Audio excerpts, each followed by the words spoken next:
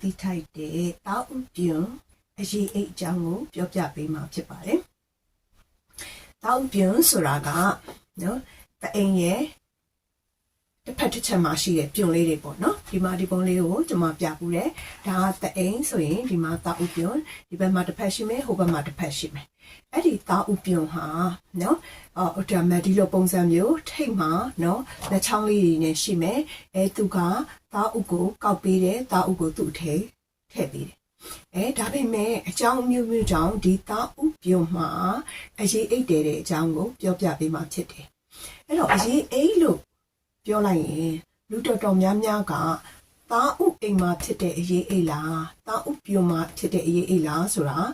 မကွဲပြားကြဘူးဖြစ်တယ်အခုကျွန်မပြောချင်တာကဒီသားဥပြုံမှာဖြစ်တဲ့အရေးအကြောင်းပြောပြပေးမှာဖြစ်တယ်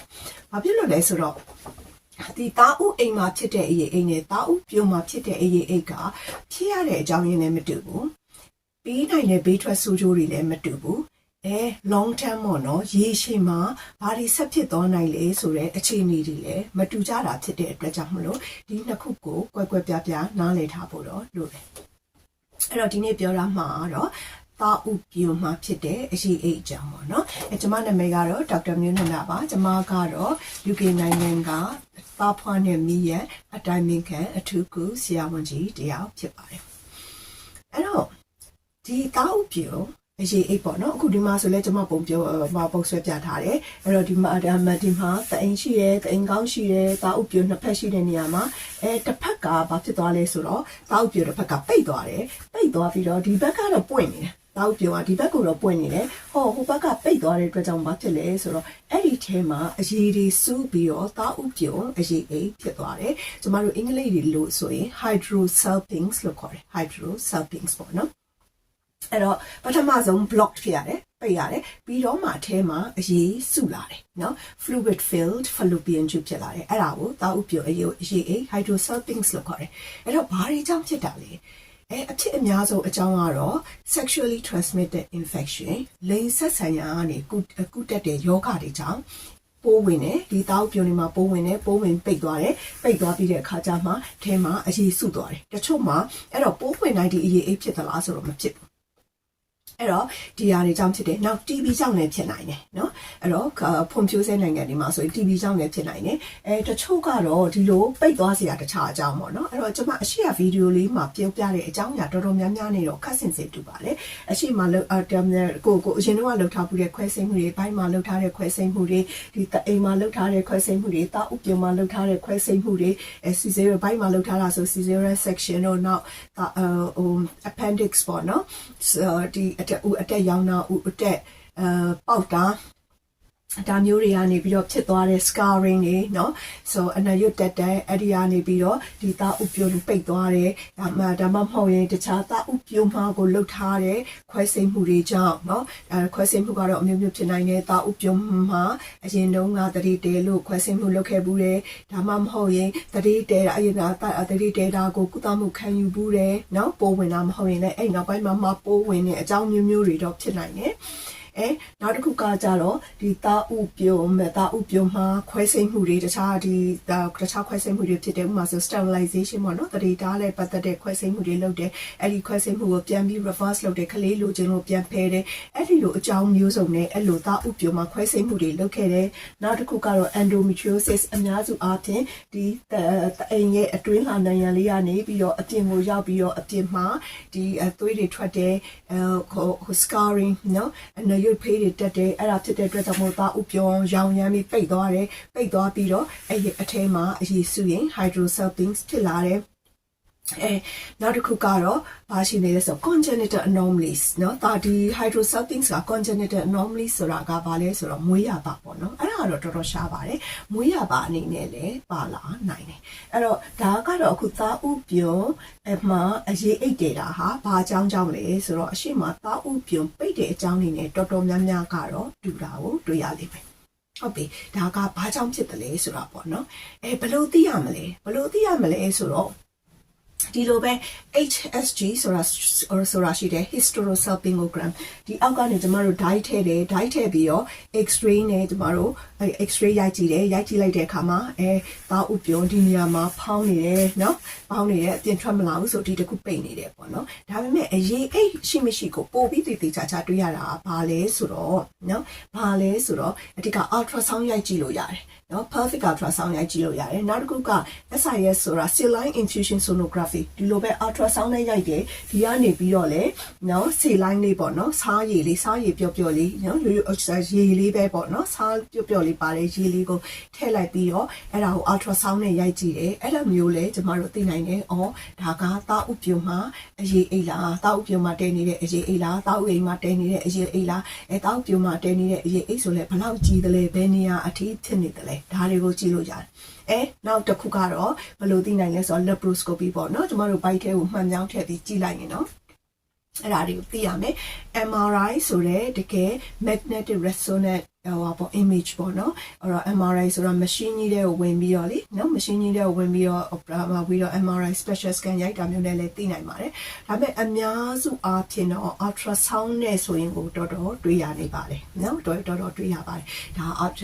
ဘယ်လောက်ကြီးသလဲဘယ်လောက်ဘယ်မှာတောက်အိမ်မှာလားတောက်ဥပြုံမှာလားဆိုတာပေါ့နော်အဲ့တော့ဒါတွေနဲ့ဒီ investigation တွေဒီစစ်ဆေးစမ်းသပ်မှုတွေလုပ်ပြီးတော့တောက်ဥပြုံအရေးအိတ်ရှိမရှိသိနိုင်တယ်ဟုတ်ပြီအဲ့တော့သားဥပြုံမှာအရေးအိတ်ရှိတော့ဘာဖြစ်လဲနော်အဓိကသားဥပြုံအရေးအိတ်ကတော့သားဥပြုံအရေးအိတ်ဆိုတာ तू ကအခု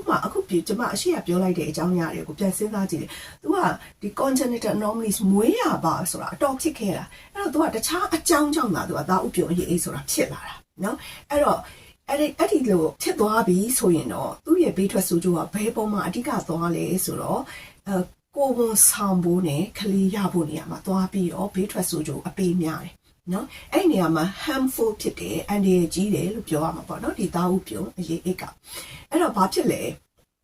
အရှိမကျွန်မပြောသွားတယ်နော်ဒီသားဥပြုံရဲ့လုပ်ငန်းဆောင်တာကဘာရှိလဲသားဥအိမ်ကနေသားဥချွင် तू ကကောက်ယူရမယ်ဒီလက်ချောင်းလေးတွေတမ်းမဖို့အလုပ်လုပ်ဖို့လိုတယ်ပြီးရင်ဟောဒီထဲကိုပို့ပေးရမယ်ဟောဒီထဲကိုဘယ်ထိပို့ရမလဲဆိုတော့ဒီအောက်ကနေဝင်လာမယ် spam ပေါ့နော်တုပ်ပိုးနဲ့တွေ့အောင်ဒီအထဲထိရအောင်ပို့ရမယ်အဲ့ဒီပို့တဲ့လုပ်ငန်းကိုကြတော့ဟောဒီလက်ချောင်းကလုပ်လို့မရတော့ဘူးဟောဒီအထဲမှာဒီသားဥပြုံရဲ့အထဲမှာ cilia ဆိုတဲ့အမွှေးလေးတွေရှိတယ်အဲ့ဒီအမွှေးလေးတွေကနေ transport လုပ်ပေးရတာသူတို့ကတွန်းပို့ရတာဒီသား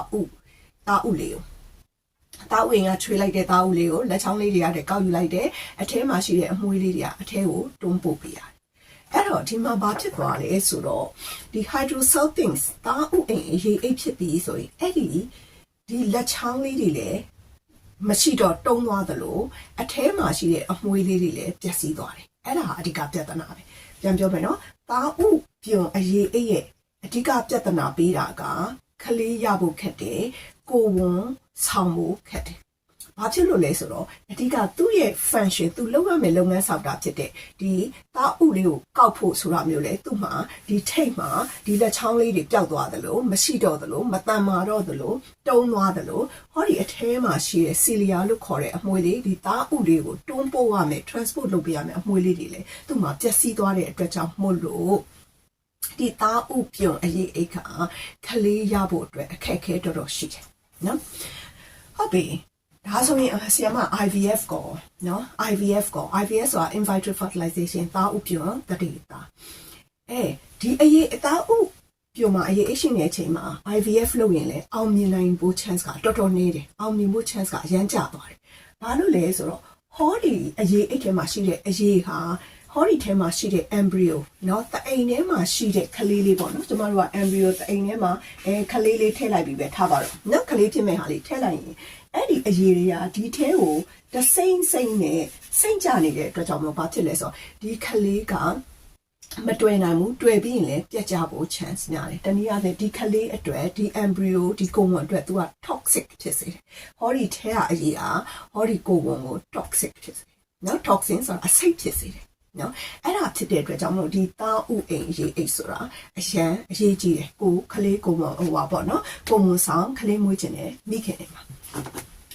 နောက်တစ်ခါကျတော့ ကျမတို့အဲ့ဒါဆိုရင်ကျမအရှိအပြောသွားတဲ့ဗီဒီယိုမှာဆိုရင်ဟာဘယ်လိုလုပ်လို့ရတယ်เนาะဒီ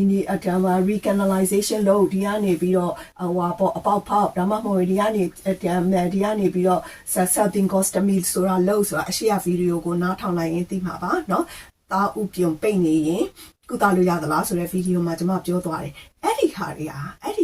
ီကုသမှုတွေကဒီသားဥပြုံမှာအရေးအိတ်တယ်နေပြီဆိုရင်တော့အဲ့ကုသမှုတွေကတိတ်အသုံးမကျတော့တိတ်အသုံးမကျတော့ဘာလို့လဲဆိုတော့ခုနပြောသလိုပဲဒီအထဲမှာရှိတဲ့သူ့ရဲ့အထဲမှာရှိတဲ့စီလီယာလေးတွေပြတ်သွားပြီဖြစ်တဲ့အတွက်ကြောင့်မလို့အဲ့ဒီဟာတွေနဲ့ပြန်ပြီးတော့ဖောက်လိုက်လေဘာဖြစ်တတ်လဲဆိုတော့ထားပါတော့ဒီအရေတွေကို drain လုပ်လိုက်တယ်ကျမတို့ကပြန်ပြီးတော့ဒီအပေါက်တွေကိုဖောက်လိုက်တယ်เนาะဒီထိတ်တွေကိုပြန်ဖွင့်လိုက်ဘာဖြစ်လဲဆိုတော့အဲ့ဒီအရေကပြန်စုတယ်ဘလောက်ကြာအတော်တွင်းမှာပြန်စုလဲဆို months ပဲ2လ3လအဲ့လောက်အတော်တွင်းမှာတော့တချို့ဆိုရင်ပြန်ပြီးရောစုတတ်တယ်အဲ့ဒါဖြစ်တဲ့အတွက်ကြောင့်မို့လို့သားဥပြုံအရေးအိတ်ဖြစ်သွားပြီကိုကလည်းကိုဝန်လိုချင်တယ်ဆိုရင်တော့အဲ့ဒီသားဥပြုံအရေးအိတ်ကိုကုမှရမယ်ဘလို့ကုရမလဲဆိုတော့ဒီအရေးဟာဒီကိုဝန်ကိုလာပြီးဒုက္ခမပေးတာကိုကျွန်တော်တို့ကဖြတ်တော့ပြရမယ်အဲ့တော့သဘောကဘာလဲဆိုတော့ဟောဒီသားဥပြုံအရေးအိတ်ရှိတဲ့ဟာကိုလုံးဝဖြတ်ထုတ်လိုက်ရင်ဖြတ်ထုတ်လိုက်ဒီတစ်ခုလုံးကိုလုံးဝဖြတ်ထုတ်လိုက် self injectomy လို့ခေါ်တယ်အဲ့တော့နှစ်ဖက်စလုံးမှာပိတ်နေတယ်ဆိုနှစ်ဖက်စလုံးဖြတ်ထုတ်မှရမယ်တစ်ဖက်ထဲနှစ်ဖက်စလုံးမှာသားဥပြုံအရေးအိတ်တယ်နေဆိုနှစ်ဖက်စလုံးဖြတ်ထုတ်မှရမယ်တစ်ဖက်ထဲမှာပဲအရေးအိတ်တယ်နေဆိုရင်တော့ဒီတစ်ဖက်ကိုဖြတ်ထုတ်လိုက်ဒါမှမဟုတ်တော့တနည်းကဘာလုပ်လို့ရသေးလဲဆိုတော့ဒီမှာ clip ထည့်လိုက်တယ်နော်အဲ့တော့ဒီမှာ clip ထည့်လိုက်တယ် clip ထည့်လိုက်ခြင်းအဖြစ်ဘာဖြစ်သွားလဲဆိုတော့ဒီကအရေးကဒီထဲကိုမကြတော့နော်အဲ့တော့ clip ဆိုတာညှက်ထားလိုက်တယ်ပေါ့နော်ဒီအပေါက်ကိုပိတ်ထားလိုက်တယ်ဒီကအရေးကဒီထဲကိုမကြအောင်သဘောကဒီကနေပြီးတော့ကိုယ်ဝင်လည်းမရနိုင်တော့ဘူးအဓိကအရေးကြီးတာဒီအရေးဟာကို IVF လုပ်မဲ့အခါမှာဒါမှမဟုတ်ရင် naturally တဘာဝအားဖြင့်ကိုယ်ဝင်ယူမဲ့အခါမှာဟိုဘက်ကတောက်ပြောကောင်းနေသေးတယ်ဆိုရင်ကိုယ်ဝင်ရနိုင်သေးတယ်လေတဘာဝအားဖြင့်လည်းကိုယ်ဝင်ရနိုင်သေးတယ်အဲ့ဒီအခါမှာရလာတဲ့ကိုယ်ဝင်ကိုအစိတ်အတောက်မဖြစ်အောင်ဆိုပြီးဟောဒီအရေးမကြအောင်ကျမတို့ကညက်နဲ့နော်လုံးဝဒီနေရာကိုပိတ်ချင်ပဲဖြတ်ချင်ပိတ်ထားရင်ပိတ်ထားဒါမှမဟုတ်ရင်ဒီပြုံတစ်ခုလုံးကိုအရေးအိတ်တွေနဲ့တည်နေတယ်သားဥပြုံတစ်ခုလုံးကိုဖြတ်ထုတ်လိုက်ရတယ် self injectomy လို့ခေါ်တယ်နော် keyhole surgery ပေါ့နော်တနည်းအားဖြင့် laparoscopy မှန်ပြောင်းနဲ့ခွဲစိတ်ကုသလို့ရတယ်အဲ့တော့ဒါကသားဥပြုံအရေးအိတ်ရဲ့အရေးကြီးတဲ့ဘေးထွက်ဆိုးကျိုးတနည်းအားဖြင့်သူ့ရဲ့အန်ဒီရဲ့ပေါ့နော်သူ့ရဲ့အန်ဒီရဲ့ကတော့အဓိကအဲ့ဒါပဲဟုတ်ပြီနောက်တစ်ခုကကြတော့ဘာရှိလဲဆိုတော့ကိုဝန်ဆောင်နေတဲ့အမျိုးသမီးတွေကတော့ဒါကုမှရမှာပေါ့ဟုတ်တယ်မလားကိုဝန်ဆောင်နေတဲ့အမျိုးသမီးတွေကတော့ဒါကုမှရမှာဒါဆိုရင်ကိုဝန်မဆောင်တဲ့အမျိုးသမီးတွေတနည်းအားဖြင့်အသက်ကြီးသွားပြီဖြစ်တဲ့အမျိုးသမီးတွေပေါ့နော်ကိုဝန်ဆောင်ရမယ့်အချိန်လည်းမဟုတ်တော့ဘူးဒါမှမဟုတ်ရင်လည်းကိုဝန်ဆောင်မှုစိတ်ကူးမရှိတော့တဲ့အမျိုးသမီးတွေမှာဒါဆိုသားဥပြုံအရေးအိတ်တွေ့ရင်ဘာလုပ်ရမလဲအဲ့ဒါသိချင်ကြမယ်ဟုတ်တယ်မလားအဲ့တော့ကိုမဆောင်တဲ့အရွယ်မှာနော်ဒါဆိုရင်တောက်ပြုံအရေးအိတ်ကိုဒီတိုင်းထားလို့ရလားထားလို့ရတယ်နော်ဒီတိုင်းထားပြီးစောင့်ကြည့်လို့ရတယ်အဲ့တော့စောင့်ကြည့်ရင်ဆရာမဘာတွေဖြစ်နိုင်တယ်လဲအဆိုးဆုံးကိုစဉ်းစားမယ်ဆိုရင်တော့ဖြစ်နိုင်ခြေတွေရှိတယ်ဘလို့တချို့အမျိုးသမီးတွေမှာဘာဖြစ်နိုင်လဲဆိုတော့သူတို့က chronic pelvic pain လို့ခေါ်တယ်အမြဲအဲ့ဒီတင်ပစုံယိုခွင်းတွေကနားတယ်ဘိုက်အောင်နားတယ်အဲ့ဒါနဲ့တွဲပြီးရှိနေတတ်တယ်ဒီတောက်ပြုံအရေးအိတ်ကတချို့ကကြတော့ဒီတောက်ပြုံအရေးအိတ်ကအရန်ကြီးလာရင်ဘာဖြစ်လဲဒီကောင်ကြီးလာရင်ဒီနေရာကနေပြီးတော့လိမ်သွားတယ်နော်အဲ့တော့ဒီနေရာကြီးကအရန်ကြီးလာတဲ့ခါကျတော့ဟောဒီအညာတန်လေးကနေပြီးတော့လိမ်သွားတော့ရုတ်တရက်ဘိုက်တွေအရန်နာပြီးလာတတ်တဲ့ emergency ခွဲစိတ်မှု emergency surgery လိုအပ်နိုင်တယ်နောက်တစ်ခုကတော့ဘာလဲဆိုတော့ကွဲထွက်သွားတာပေါ့နော်ဒီအရေးအိတ်ကတဖြည်းဖြည်းများလာပြီးကွဲထွက်သွားတာဒါကတော့တော်တော်ရှားပါတယ်သားဥပြုံအရေးအိတ်ပေါက်ထွက်သွားတယ်ဆိုတာမျိုးကျမကတော့ခုချိန်ထိတော့မတွေ့ဘူးသေးဘူးအဲ့တော့ဒါတော်တော်ရှားတယ်နောက်တစ်ခုကတော့ဘာလဲဆိုတော့ဒီဥမာကိုကဒီထဲမှာသားဥပြုံလည်းအရေးအိတ်လည်းရှိတယ်ဒီထဲမှာတခြားပေါ့နော်ဟိုခလေးမရအောင်ထည့်ထားတဲ့ပစ္စည်းတွေပါလည်းရှိရဲဆိုရင်တော့ပိုးဝင်မှု chance ပိုများတယ်ဒါမှမဟုတ်ရင်အောက်ကနေပြီးတော့တခြားလိန်ဆက်ဆိုင်ရာနေပြီးတော့ကူးတဲ့ပိုးတွေထောက်ဝင်သွားတယ်အဲ့ဒါဆိုရင်ဒီထဲမှာရှိတဲ့အရေးကနေပြီးတော့ hydrosalpinx ကနေပြီးတော့ pyrosalpinx လို့ခေါ်တယ်တနည်းအားဖြင့်ပြည်တဲသွားတယ်ပေါ့နော်ပြည်ဖြစ်သွားတာမျိုးအဲ့တော့ထပ်ပြီးပိုးဝင်နိုင်တယ်အဲ့ဒါမျိုးတော့ရှိတယ်ဒါပေမဲ့အဲ့ဒါတွေကနော်အဲ့ဒါတွေရှိလို့ဒါဆိုရင်အသက်ကိုယ်မလိုတဲ့လူတွေကိုယ်မလိုအပ်တော့တဲ့သူတွေအသက်ကြီးတဲ့အမျိုးသမီးတွေမှာတနည်းအားဖြင့်နော်သွေးဆုံပြီးတော့အမျိုးသမီးတွေမှာဒါတွေတွေ့ရင်သားဥပြုံအရေးအိတ်ကိုထုတ်ဖို့လိုသလားဆိုတော့အမြဲတမ်းထုတ်ဖို့မလိုပါဘူးခုနကကျမပြောထားတဲ့လက္ခဏာတွေမပြတဲ့သူတွေ ဒါဥပြုံအရေးအိတ်ကလည်းတေးသေးလေးပဲเนาะစာကြည့်လည်းမကြည့်ဘူးကိုမှလည်းယောဂလက္ခဏာမပြဘူးဆိုရင်ဒီတိုင်းစောင့်ကြည့်လိုက်လို့ရပါတယ်ဘာလို့လဲဆိုတော့ဒါဥပြုံအရေးအိတ်ကကင်ဆာဖြစ်နိုင်ခြေကိုတော့မတက်စေဘူးပြန်ပြောမယ်เนาะလူတွေ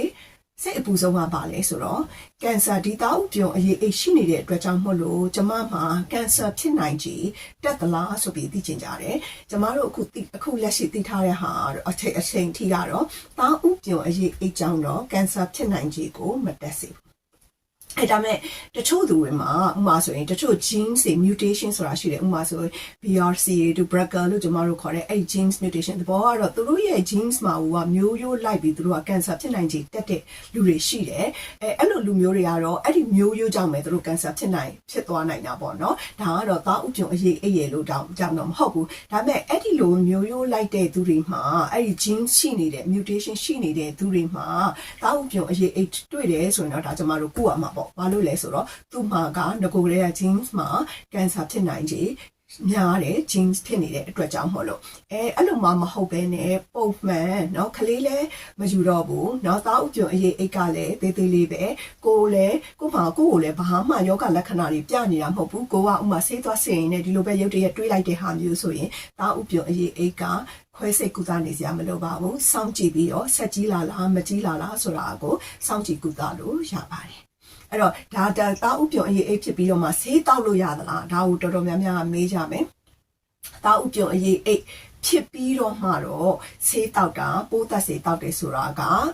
ဒီအရေးအိတ်ကိုတော့ပျောက်သွားစေမှာမဟုတ်ဘူးတကယ်လို့အထဲမှာပိုးလက်ကျန်လေးတွေဘာတွေရှိနေတယ်ဒါမှမဟုတ်ပိုးဝင်ထားတာမကြသေးဘူးဒါဆိုရင်တော့ပိုးသက်ဆေးတောက်တင်တာပေါ့နော်ဒါပေမဲ့ဒီအရေးအိတ်ကိုတော့ပျောက်သွားစေမှာမဟုတ်ဘူးအဲ့တော့ပြောချင်တာကတာဥပြုံအရေးအိတ်ဖြစ်လာပြီဆိုရင်ကလေးယူဖို့ရှိမရှိကလေးယူမဲ့သူတွေနော်ကိုယ်ဝန်ဆောင်မဲ့သူတွေဆိုတော့ဒီတာဥပြုံအရေးအိတ်ကိုကုမှရမယ်